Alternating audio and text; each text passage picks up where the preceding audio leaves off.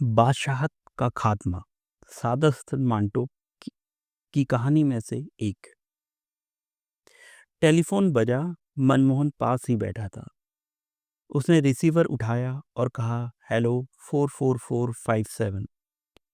दूसरी तरफ से मीठी सी आवाज आई, सॉरी रॉन्ग नंबर। मनमोहन ने रिसीवर रख दिया और किताब पढ़ने में मशगूल हो गया। मनमोहन का अपना कोई ठिकाना ना था। कुछ दिनों के लिए वो अपने एक दोस्त की गैरहाजिरी में उसके दफ्तर की देखभाल के लिए ठहरा था। नौकरी से उसे नफरत थी। दोस्त उसके रोजाना खाने पीने का बंदोबस्त कर देते थे। जिंदगी में सिर्फ उसको एक चीज की हसरत थी, औरत की मोहब्बत की। अगर मुझे किसी औरत की मोहब्बत मिल गई तो मेरी सारी जिंदगी बदल जाएगी। दोपहर के खाने का वक्त करीब आ रहा था। टेलीफोन की घंटी बजना शुरू हुई। उसने रिसीवर उठाया और कहा, हेलो 44457। दूसरी तरफ से मीठी सी आवाज आई, 44457। मनमोहन ने जवाब दिया, जी हाँ। मीठी आवाज ने पूछा, आप कौन हैं? मनमोहन, फरमाइए। आवाज मुस्कुराई, मदन मोहन? जी नहीं, मनमोहन। मनमोहन। दूसरी रोज सुबह दोबारा टेलीफोन आया। आवाज आई, आदाब अर्ज है मनमोहन साहब। आदाब अर्ज? मनमोहन एकदम चौंका। ओह आप, आदाब अर्ज, तस्लीमात। बताइए, आपको किस चीज का शौक है? फोटोग्राफी का थोड़ा सा शौक है। ये बहुत अच्छा शौक है। दोस्त के कैमरे से शौक पूरा कर लेता हूँ। मुझे बहुत पसंद है एग्जैक्टा रेफ्लेक्स कैमरा। एक दिन जरूर खरीदूंगा। आपने मेरा ना नाम पूछा ना टेलीफोन नंबर। आप चाहती हैं कि मैं आपको टेलीफोन करूं तो नाम और नंबर बता दीजिएगा। अगले दिन वही आवाज आई, मिस्टर मनमोहन। इरशाद।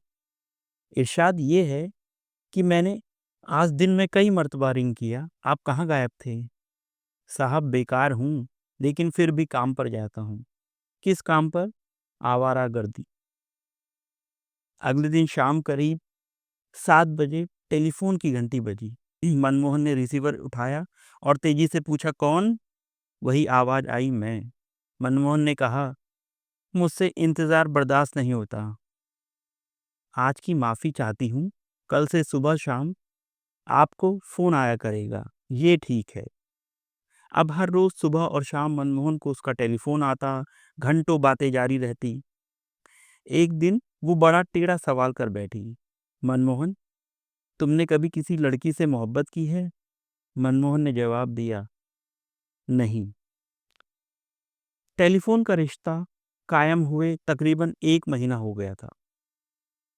मनमोहन को अपने दोस्त का खत आया कि कर्जे का बंदोबस्त हो गया है। 7-8 रोज में वो मुंबई पहुंचने वाला है। जब उस मीठी आवाज का टेलीफोन आया तो मनमोहन ने उससे कहा, मेरी दफ्तर की बादशाही अब चंद दिनों की मेहमान है। उसने पूछा, क्यों? मनमोहन ने जवाब दिया, कर्जे का बंदोबस्त हो गया है, दफ्तर आबाद होने वाला है। आखिरी दिन जब तुम्हारी बादशाहत खत्म होने वाली होगी, मैं तुम्हें अपना नंबर दूंगी। मनमोहन ने उससे कहा, तुम्हें देखने की चाह हो रही है। तुम मुझे जब चाहे देख सकते हो, आज ही देख लो। नहीं नहीं। फिर कुछ सोच कर कहा, मैं जरा अच्छे लिबास में तुमसे मिलना चाहता हूँ। आज ही एक दोस्त से कहूंगा कि वो मुझे सूट दिलवा देगा। वो हंस पड़ी, बिल्कुल बच्चे हो तुम। सुनो, जब तुम मुझसे मिलोगे तो मैं तुम्हें एक तोहफा दूंगी। मैंने तुम्हारे लिए एग्जैक्टा कैमरा खरीद लिया है। ओह, इस शर्त पर दूंगी कि पहला फोटो मेरा खींचोगे। फिर वो बोली, मैं कल और परसों तुम्हें टेलीफोन नहीं कर सकूंगी। मनमोहन ने पूछा, क्यों? मैं कहीं बाहर जा रही हूँ, सिर्फ 2 दिन के लिए गैर हाजिर रहूंगी। मुझे माफ कर देना।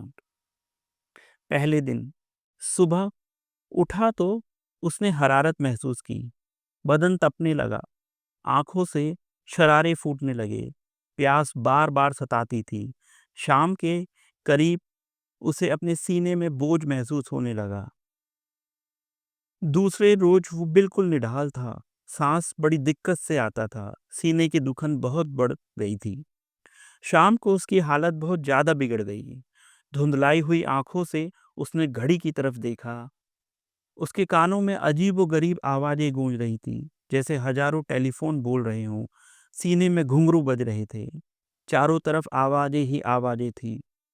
जब टेलीफोन की घंटी बजी, तो उसके कानों तक आवाज न पहुंची। बहुत देर तक घंटी बजती रही। एकदम मनमोहन चौंका। उसके कान अब सुन रहे थे। लड़खड़ाता हुआ उठा और टेलीफोन तक गया।